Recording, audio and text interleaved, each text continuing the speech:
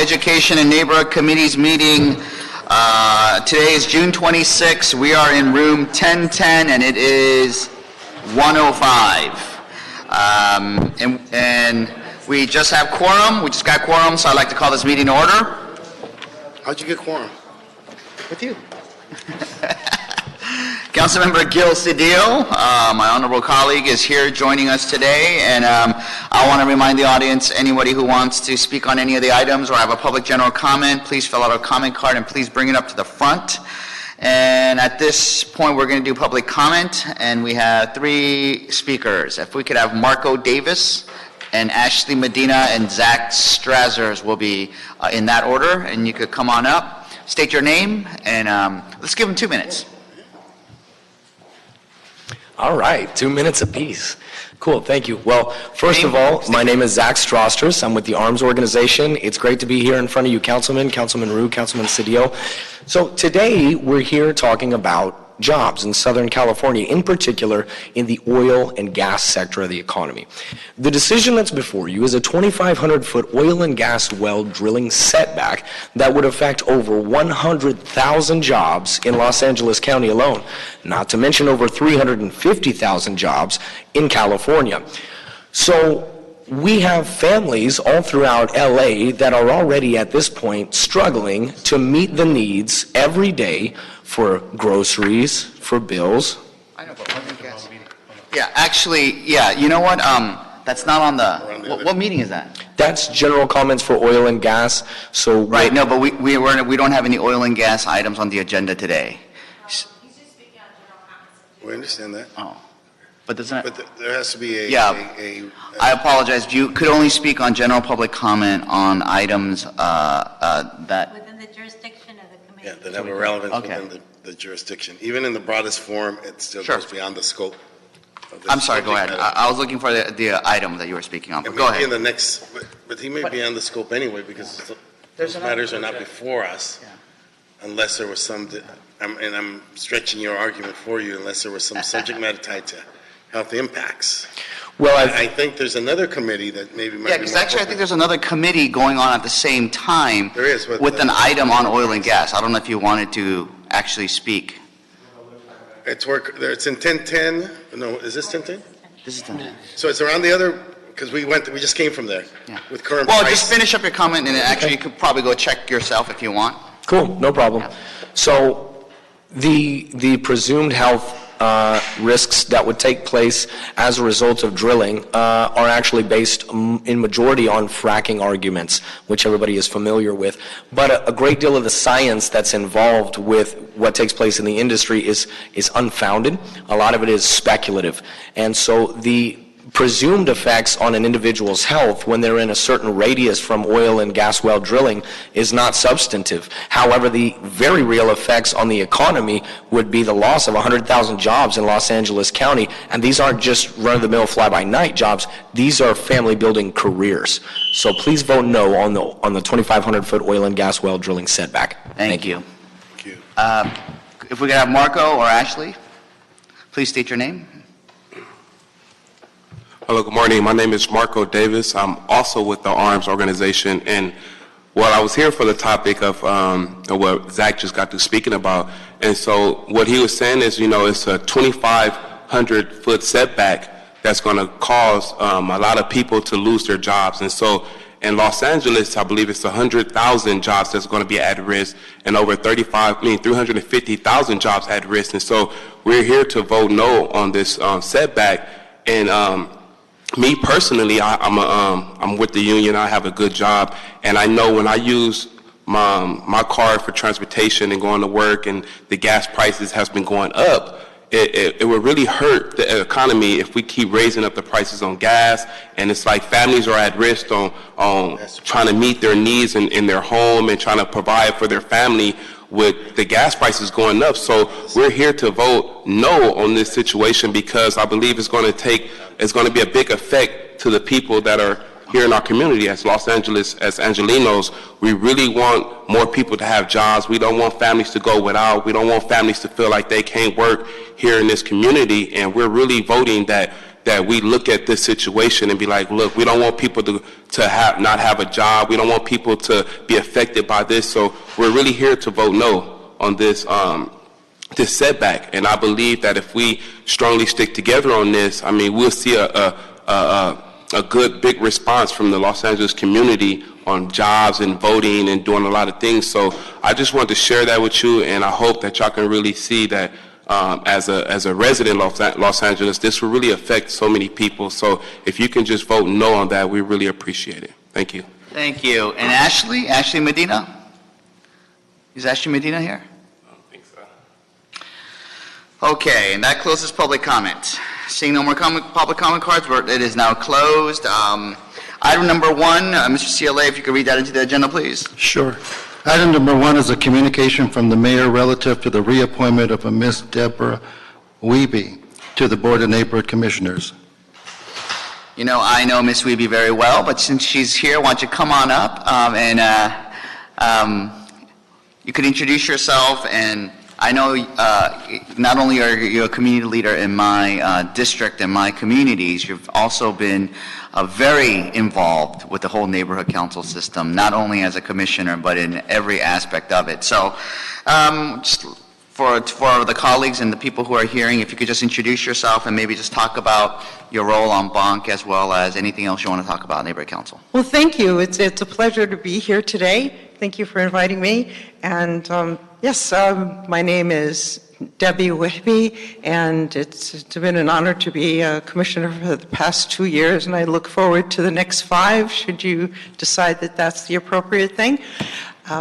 Yes, I did start out with neighborhood councils in my own area, in the Hollywood area, with the Formation Committee 15 years ago, and then serving as a president. So I do have that grassroots experience with neighborhood councils, and I would like to thank this committee very much for proposing or actually offering us the opportunity for changes within the neighborhood council system. There are 2, I think, very key things that as an individual I feel very strongly about, and one certainly would be the planning, the training for planning. It seems to be an issue that comes up over and over again within the neighborhood councils.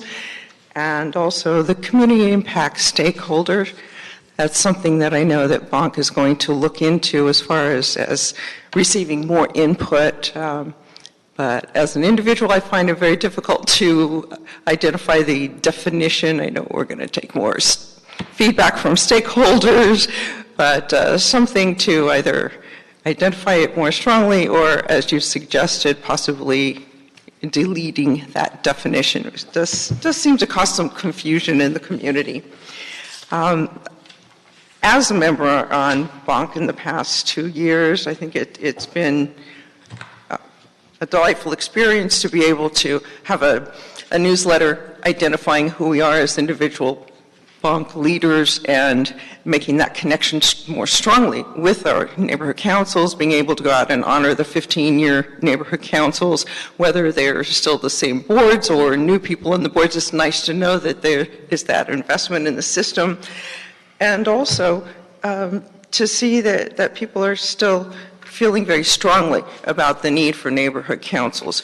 Where I would love to see things expanded would be in training. It's always a reteaching process, and the more that we can do training on a regular basis, that would certainly be the place where I would like to see things stepped up a bit. But we have had the wonderful impact of more neighborhood councils, including youth seats.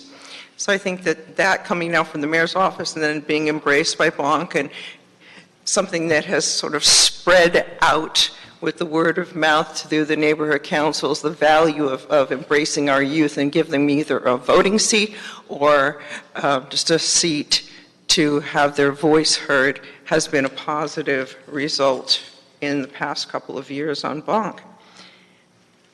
So are there any questions for me? Anything that you'd like to know? No, thank you for that brief overview. But Mr. Cedillo, do you have any questions? Yes. So that's, the first one has to do with your point on training. And so how do we, it seems to me probably an appropriate role could be in training young people. working with them so that we have a greater civic engagement. So how do you envision that? How could we do that better?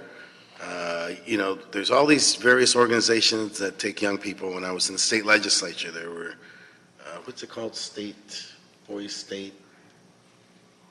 Different organizations that take young people up to the state legislature and train them. We had a group called Young Senators that took a group each year for an ongoing Saturday program, and then on a week when we culminated, they would spend their week in Sacramento and they'd do mock legislation, mock debate, etc. So how can we move in that direction is one of the questions. Well, I think we have started in one respect with the Mayor's program for young people that is run through the Department of Neighborhood Empowerment. They would have to give you the specific name for it, but it is a program that is applied for, young people apply for, and then it is a summer program, and it's always exciting to see those young people come in 20, 30 at a time into a bunk meeting and to see how they are inspired, and then I do see them come back into various trainings that we do.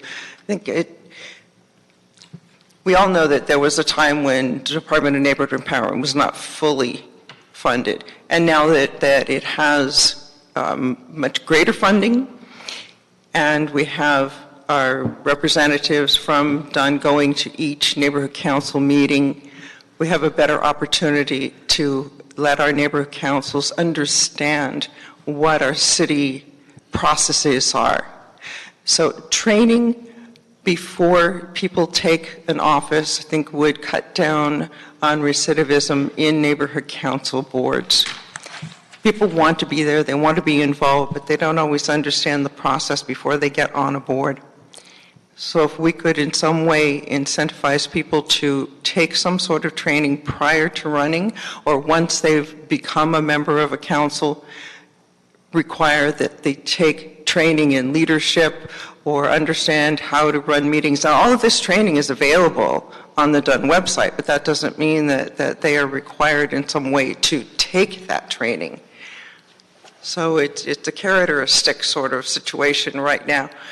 If that could be broadened in some aspects so that people embrace the training that's available, and then we could follow up with our Dunn reps that are there on a regular basis to make sure that people are aware of what their responsibilities are, especially in the area of planning.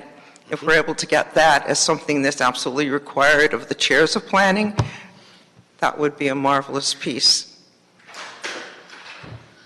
We have a situation in my district, it's multilingual, and so there are some meetings in which it's imperative for them to have access and participation is that the language is not English, Yes. but instead Chinese or Spanish, other languages. My campaign was in 6 languages in my district, and so it's important for us to make sure that translation materials and equipment is available.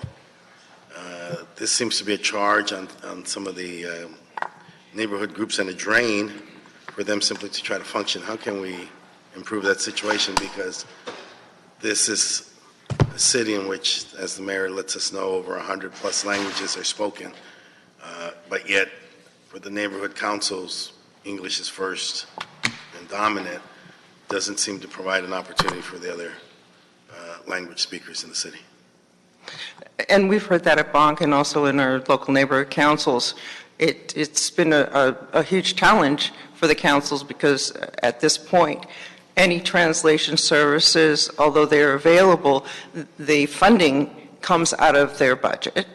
And they want to embrace their communities in totality, but I do recall at some point there was some suggestion of a possibility of funding for translation not coming out of the individual neighborhood council budgets, but coming from another source. What that source would be doesn't come to mind right now, but that would certainly make things more inclusive. I feel privileged to represent an area that is very broad. part of your district as well, and going, all the way from the Hollywood Hills, where people don't have the issue of translation, but all the way down into Chinatown, Little Tokyo, downtown Olay, where we have Skid Row, and we are talking about areas that are multilingual. And from those constituents, I'm always hearing that they want to include people, they want to incorporate people of every background.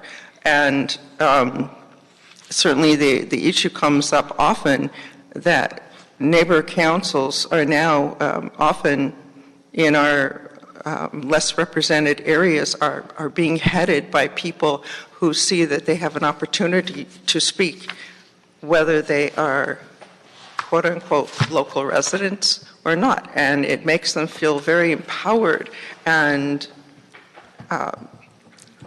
as though this is the place that they belong in their neighborhood council. But then again, is translation, as you've mentioned.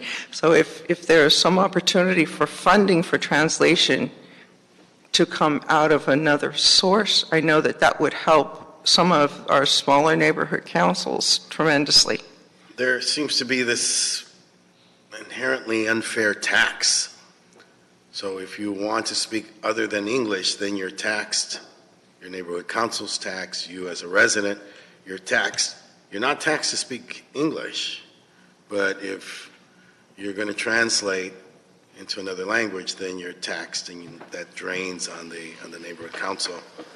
Seems that in some respects, when we look in these communities, the degrees of participation are less in those instances, and so it seems to undermine this very kind of agreed upon democratic goals of civic participation that we're trying to develop through the neighborhood councils. I agree, and I was very fortunate coming up in LAUSD that Spanish was something that was introduced when I was in 5th grade. And so I happened to have the ear, and was lucky enough that when I went to college to become a teacher, a foreign language was required. So I understand, read, write Spanish, but does that help me with my Russian community? No. Does it help me with my Korean community? No, it doesn't. Or my Chinese community or my Thai community. It's very lovely that they will translate for me, but that doesn't help me connect with them. Right. And we all need to connect. So Thank you. thank you, Debbie, and I hope thank that you, Ms. there's something that can be done to Yes. bring that issue closer together. And thank you, Mr. Cedillo. And actually, we do have a motion that is pending in our committee, and we are working with Dunn as well as Bonk. And one of the issues that we are looking at is the translation equipment. And I think it's been presented by many of the neighborhood councils. And I think one of the ideas we're looking at is not taxing the neighborhood councils, but possibly being funded by a Dunn, generally like a general fund, where any neighborhood council that needs the equipment could get it. So instead of each neighborhood council having to pay for the equipment themselves. But that's one of the reform measures that we're working on amongst about some 20-odd some reform measures that we will be robustly discussing in this committee that that we look forward to in the coming months. But I really want to thank Deborah, and I really want to thank the Board of Neighborhood Commissioners, because you are instrumental. And thank you for all of the items that you guys take on your committee for the 97 neighborhood councils and all the different issues. You guys are a tremendous resource, and you help us institute and make sure the neighborhood council system works seamlessly. But there are still many things to fix, and like the stakeholder definition that you guys have tackled on, that report is in our committee as well, that we will be looking into updating that definition for all neighborhood councils. So thank you so much for your work. And Thank you very much. Right, and I'd like to move for the reappointment of Deborah Wiebe. So moved. Thank you, Mr. Cedillo. Thank No you. objection. Thank you. Congratulations. So moved, no objections. And now item number 2 and 3. I'd like to take them together. Could you read them into the record, Mr. Powell? Sure. Item number 2, a Los Angeles Department of Aging report relative to the 4-year area plan for 2016 to 2020, designed to assess the needs of older adults and their family caregivers within the city, and governs the delivery of community-based older adult and Family Caregiver Services. Item number 3 is Los Angeles Department of Aging report relative to the acceptance of the area plan for fiscal year 2018 through 2019 grant funds from the California Department of Aging. Thank you, Mr. Powell. Just a couple of quick questions, and thank you to the department for being here. Could you just briefly describe the services provided by the area plan? Thank you. James Don, Assistant General Manager for the Department of Aging. Basically, this area plan mainly refers to the services funded under the Older Americans Act. So the most well-known of those services would be our senior nutrition program, both at our dining centers and our home-delivered meals. But there's also an array of social support services like case management, in-home services, personal care, also legal services for seniors, and our ombudsman program, which basically protects seniors who are vulnerable in nursing homes, as well as dealing with elder abuse. So that's a brief overview of those type of services. But also in this area plan, this is an annual report that we provide to the council and to our funder. We always conduct town hall meetings. We do it now in conjunction with our LA County counterparts so that we get a more regional input. But I must say that after all these years that both myself and Dale have observed these town hall meetings, it's always come down to 3 main concerns that seniors have: housing, transportation, and nutrition. So that hasn't really changed. These are still main priorities. So in our area plan, we have a series of goals and objectives. And last year, we aligned them after the mayor and council adopted Purposeful Aging. We aligned these goals to match up with the World Health Organization criteria. So that's a brief overview. Could you describe some of the progress that the Department of Aging has made in achieving its 2016 to 2020 area plan goals and objectives? Sure. We're doing well on our goals and objectives. There are a few where there's been some delay, usually out of our control. For instance, one of our goals that deals with improving transportation services to seniors, we're doing it in partnership with 211. We're basically providing a matching share to their grant with MTA. However, there's been a delay from MTA in the actual implementation of this program. This program is based on the idea that it would help seniors if they can be reimbursed when they have their friends or families give them a ride to the doctor or to the bank or wherever it is that they need to go, just to defray the gas and mileage costs. And it's with someone that they trust. And it's a very good concept. It's been proved in other states. I think the Beverly Foundation is the main nonprofit that's been driving that. So we're looking forward to when 211 actually gets to implement it. We will be assisting 211 with referrals through our transportation coordinators located at our multipurpose senior centers. There are other programs where we're doing quite well. I just want to highlight a couple of them. One of our biggest recent successes that we talked about in the recent city budget process is our older worker program to address the issue of homelessness for seniors. For the past couple of years, we've been granted some seed money as a pilot. And since that time, we've served 128 homeless seniors, providing each of them with paid on-the-job training. But in addition to that, through our partnerships with homeless services agencies, we were able to provide each participant with a voucher for transitional housing. And 11 of the seniors actually secured unsubsidized employment. And 12 seniors actually found permanent housing. So our staff has found the work actually really rewarding. I mean, the fact that they've been able to see the difference that the program has made in the lives of these seniors just really fired them up to keep on working. But it's a lot of work, a lot more than the job training that they initially approached it with.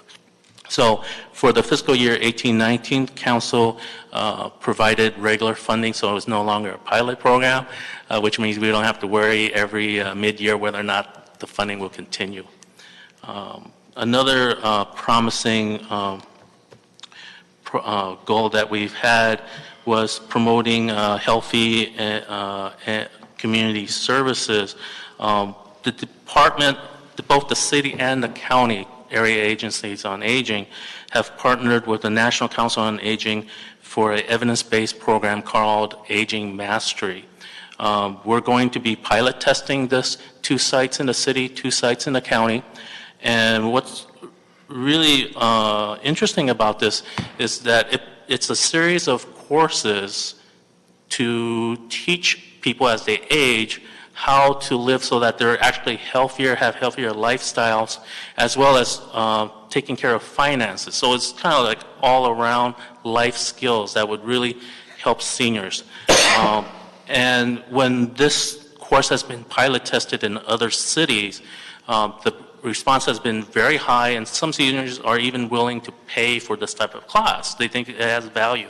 So that kind of goes along to what we're trying to do, is find a sustainable source of funding for these evidence-based classes so that we don't only rely on city funds to support it, which is currently funded through a combination of general funds and community block funds. I just want to point out one more success on our goals, and that would be the fall prevention workshops that we've been providing. Fall prevention is significant because every year 2 million seniors are treated at emergency rooms because of fall-related injuries. Since we started this project in 2016-17, we've conducted 32 fall prevention workshops and assisted 662 seniors and caregivers, teaching them about the importance of fall prevention. So with that, I think I should. Great. In this question, another quick question. Yeah. It retains more to item number 3, but what's the status of the contracts of the state and federal with the state and federal governments? You mean in our funding or actual execution? The grant funds, yes. Yeah, actually that's part of the transmittal in item number 3. Mm-hmm. Once the council approves and the mayor concurs, we'll be able to sign our contract with the state and secure our funding for this coming fiscal year. So I do ask that both these items go forthwith so that we can get these executed as soon as possible. Great. So once we approve it, then how are these funds going to be distributed within the department? Under the Older Americans Act, we're required to use a funding formula. The formula factors in the number of seniors per service area, as well as the number of low-income seniors and the number of minority seniors. And the numbers, of course, are based on the census data. The only problem is because the census data is released every 10 years, after 5-6 years, it doesn't really reflect the community exactly as it did. But fortunately, for over 20 years now, we've had a mid-year redistribution process where we basically look at those areas that are over-serving and areas that are under-serving, and with the approval of the council and the mayor, we shift some of those projected savings to those over-serving areas so that way we can actually serve the demand. And we've found over the years that the way we consistently have to move monies winds up pretty closely reflecting what the new census data will show. Okay. So it's about $14.3 million. Yes. So do we need to get this approved before recess, or? Yes, that would be very helpful. Yeah. Mr. Sealer, are we going to be able to get this on council by Tuesday? Tuesday. Yeah, okay, great. Mr. Cedillo, do you have any questions? Given that we have this great urgency, we should probably move on that. I'm interested in a couple of things. You talked about transitional housing, right? Right, we were able to, working with some homeless service partners, able to get vouchers for those seniors who were in our homeless senior employment program. Okay. Yeah. What about assistance around traditional housing? So I've experienced some homeless people we were working with who were simply having trouble getting first and last. In other words, their Social Security, their combination, their retirement. Yeah. It sustained them, but they didn't have a lump sum for a first and last. Do you have that type of assistance for seniors? No, I mean, that's something we don't currently have. One of the things that we have found when we started working with homeless seniors, they have such a variety of issues. One of the things that we were lacking in our program was actually a social worker. Because again, our regular staffing, they're basically management analysts Right. who, just because they're resourceful, started figuring out, we need to take these additional steps. Yes. That is something that I'm sure that needs to be done, we'll be looking into, but I don't know who actually provides any of that type of funding. I mean, we'll do the research, see if we could identify somebody. Two things real quick. I'll let this wrap up. We've got to go. So what are you seeing in the demand for services with boomers leaving the workforce, with the population aging and living longer, right? So longer utilization and then widening the group. What type of demand are you seeing on our services? The most obvious demand that we've been seeing recently has been the aging of the senior population. So even though the last couple of years everybody's been focusing on the boomers coming in and basically absorbing all the available resources, what we're really concerned about is there's a huge group of seniors who are going to be coming around 70 or 80, that group, the frail or older seniors. And so what we've been seeing over the last 5 or so years, more of our seniors leaving the dining center program and going into the home delivered program. So we've actually in the past had been adding more funds to the home delivered meal component of that program. Now, of course, that also means that seniors are getting frailer, so we would expect that there's a higher demand on transportation services, especially assisted transportation. The other thing that pops to mind is that in some of the town hall meetings we had with seniors, some of the inputs they have is the challenge for them when, for those who are trying to take public transportation and they're standing out at the bus stop or something, the need for a place to sit out in the sun. Yep. Also a place for a restroom, a public restroom that they could actually use.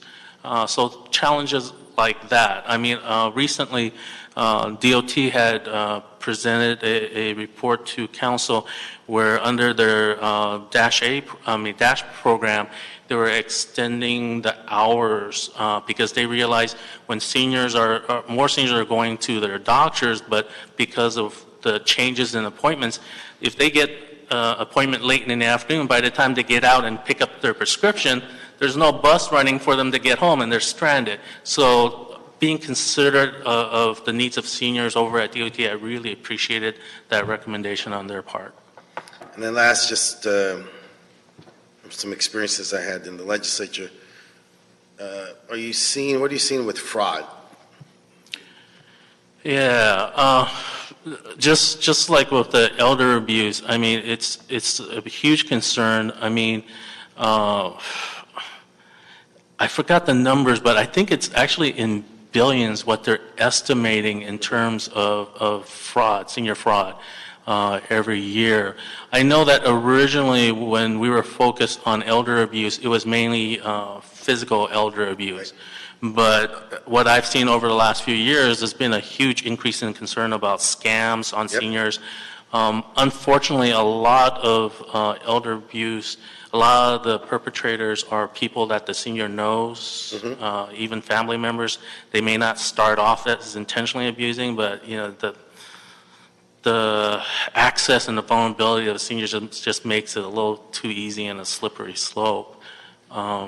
I know that there's been recently a number of federal grants to deal with victims assistance and elder abuse. As a matter of fact, this year we had been participating with the city attorney's office on a elder abuse program. Right away. Yeah, no, we're going to do that. Thank you. Yeah. Thank you. Thank you, Mr. Cedillo. If there are no more objections, I'd like to approve the Department of Aging reports, items 2 and 3, and send them both to council as fast as possible. Thank you. Airman, stop that. Thank you, and seeing there is no more business before us, we'd like to adjourn. Thank you.